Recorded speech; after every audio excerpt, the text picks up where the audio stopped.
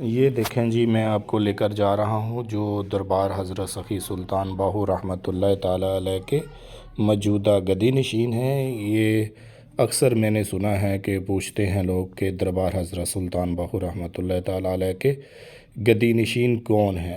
آج میں آپ کو وہاں ان کے گھر لے کر جا رہا ہوں۔ یہ سامنے ان کا گھر ہے، یہ ساتھ ہی لنگر خانہ ہے اور ساتھ ہی ان کا گھر ہے۔ یہ موجودہ گدی نشین ہے اور یہ 10ویں گدی نشین ہے۔